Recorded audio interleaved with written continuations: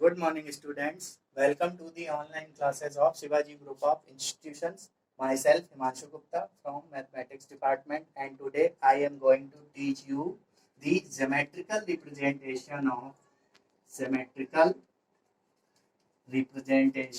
of a definite integration. That means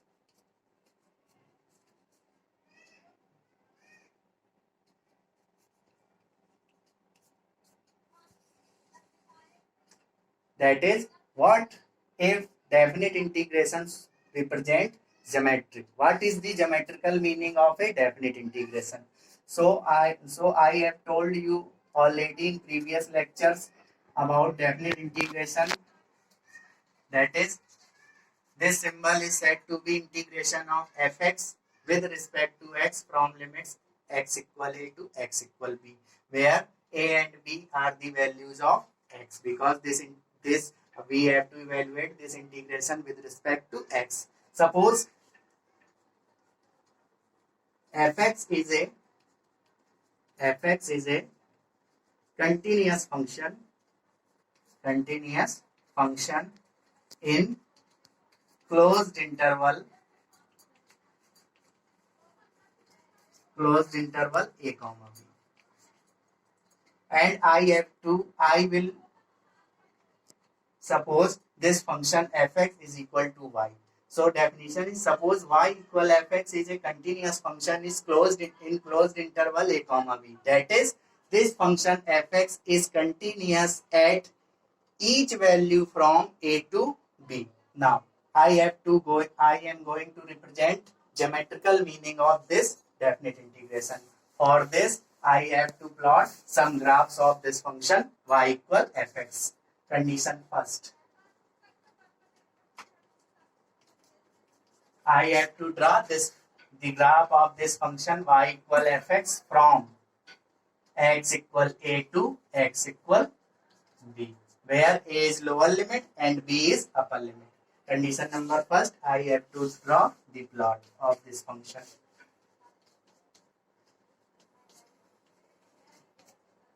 Suppose this is the graph of function y equal fx. Suppose this curve is the graph of function y equal fx.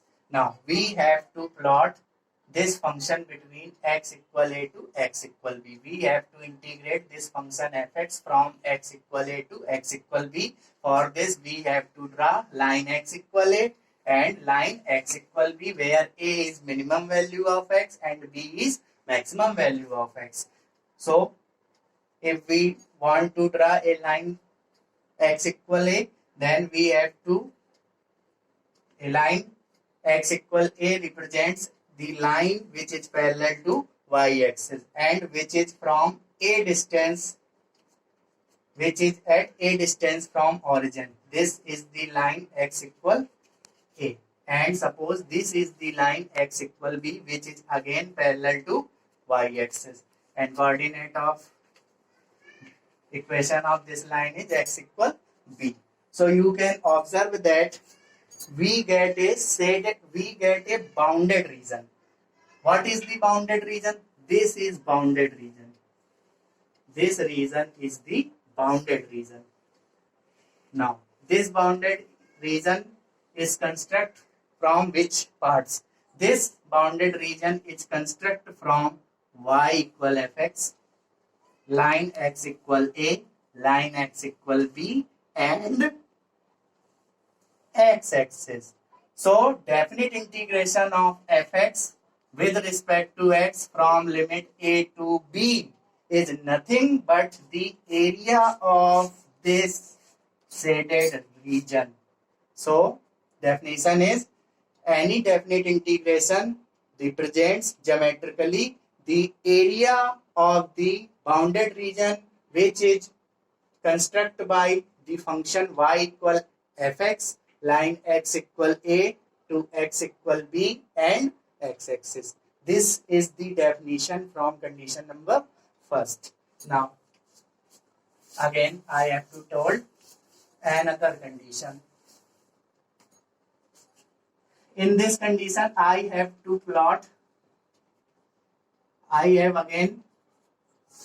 going to plot the graph of this function again. This function is y equal fx. Now, in Cartesian plane,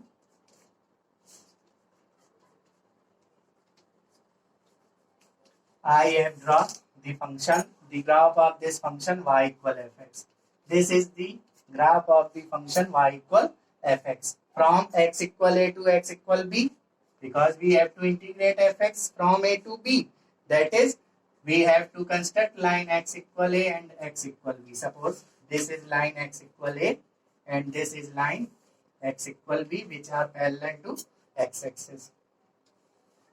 Now, again you observe that this is the shaded portion. This is the bounded region.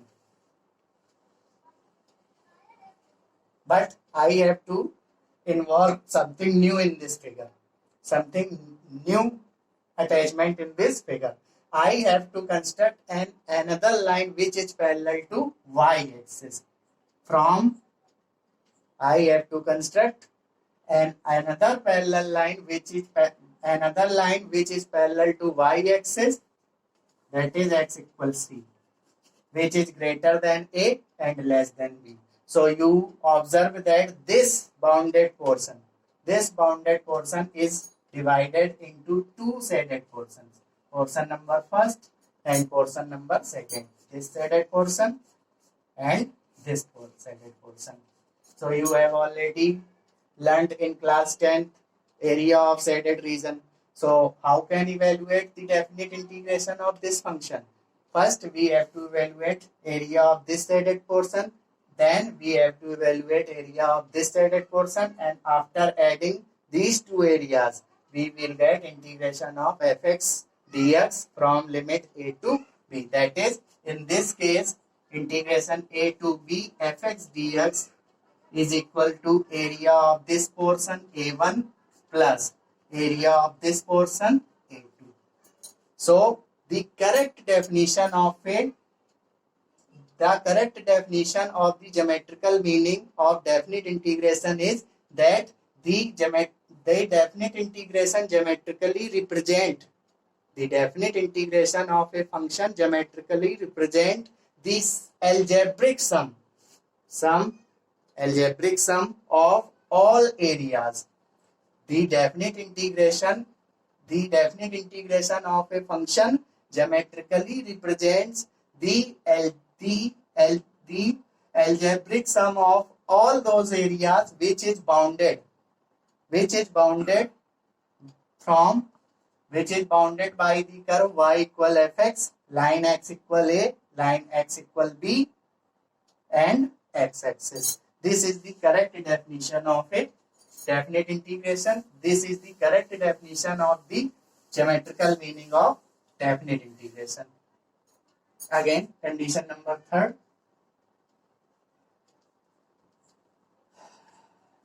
Now,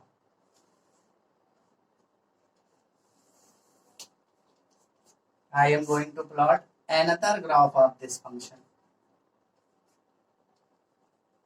Suppose this is the graph of function y equal fx. In this condition, I have taken this type of graph of this function. So this function is y equal fx, but we have to integrate this function between from x equal a to x equal b, where x equal a is the lower limit and x equal b is the upper limit. Suppose this is the line x equal a, which is parallel to x-axis, and suppose this is the line x equal b, which is parallel to again y-axis. So you can easily observe that in this case we have to evaluate the area of this shaded portion, and area of this shaded portion. Why? Because we have to evaluate this function from a to b. So you can see that from x equal a to x equal b, we have found three bounded regions. From x equal a to x equal b, we have found three bounded regions. Region number 1, region number 2, Region number 3. Suppose area of this region is A1, area of this region is A2, and area of this region is A3.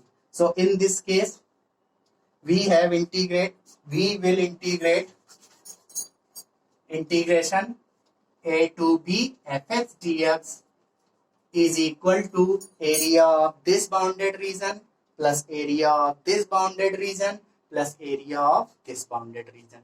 So now see carefully. This bounded region, now you can see that this is a point which lies on x-axis. Again, this is a point which lies on x-axis. And from these points, if we want to draw lines, then lines are parallel to y-axis. And again, from this point, again a line which is parallel to y-axis. So we observe that this shaded portion is bounded between, this is the part of y equal fx. These are two lines which is x equal a, and this line is said to be x equal c, and this line is said to be x equal d. So this is the shaded portion which is bounded between the curve y equal fx, line x equal a, line x equal c, and above x-axis.